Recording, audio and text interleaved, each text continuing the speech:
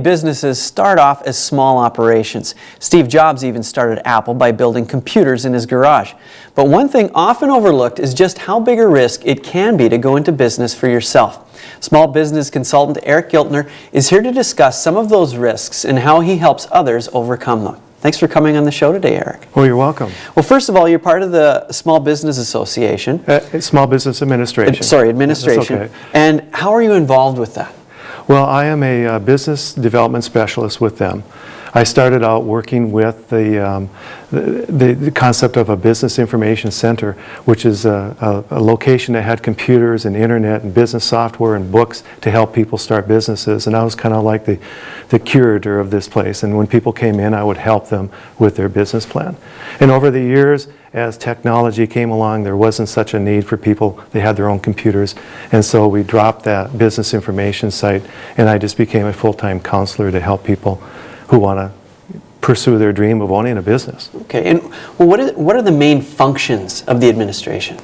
SBA does a number of things. The number one thing we're known for is to make it easier for businesses to get access to capital. So we guarantee loans that banks make to small business owners.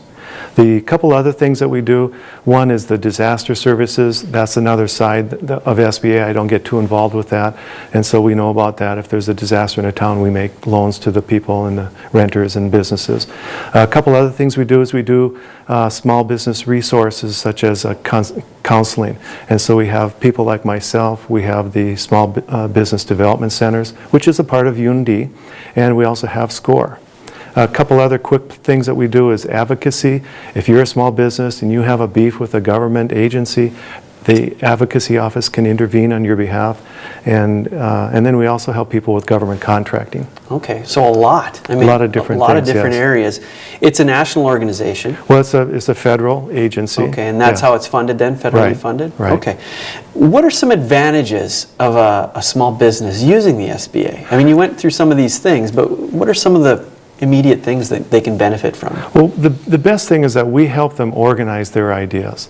And the more organized you are, the better decisions you're going to make about that business. And the best decision might be to not even go into business. And somebody says, well, that can't be good. And I think, yeah, it's okay, because they're not going to lose their money, they're not going to lose their reputation or leave a job that they're getting paid well. And so that could be a good decision, is to abandon the idea.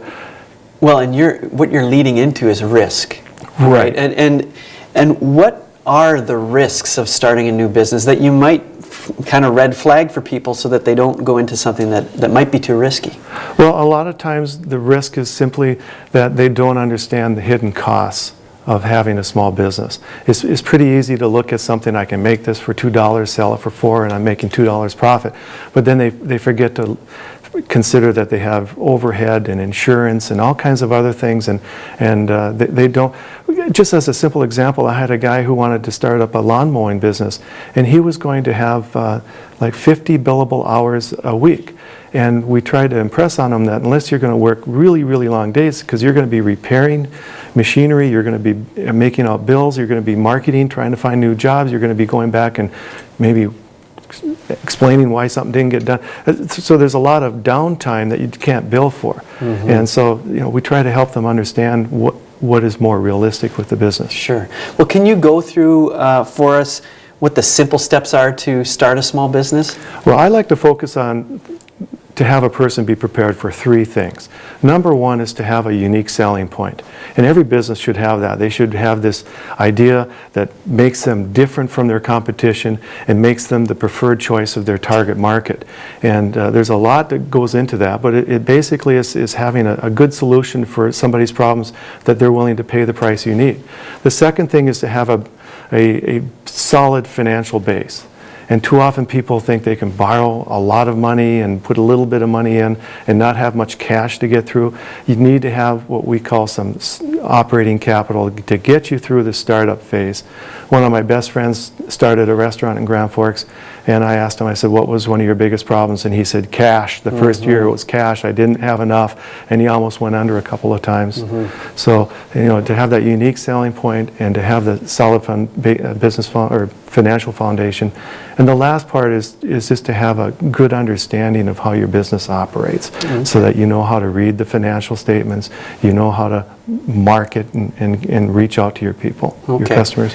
Well, and you kind of went through 3 quick steps. If your personal advice for somebody sitting watching right now going, I think I want to start a business, what would be the tip that you would give them?